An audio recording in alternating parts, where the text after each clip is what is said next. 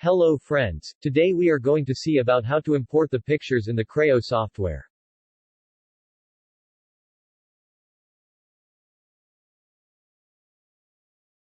For that you have to go to View option first. After that select Images tab. Then you need to click Import option. Then you will find Browsing Location tab. And then you can select the picture which you want to import.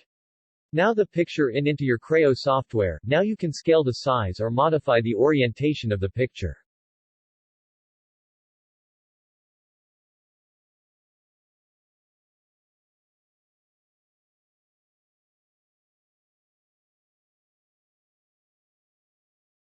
After modifying the picture, just click the OK button to complete.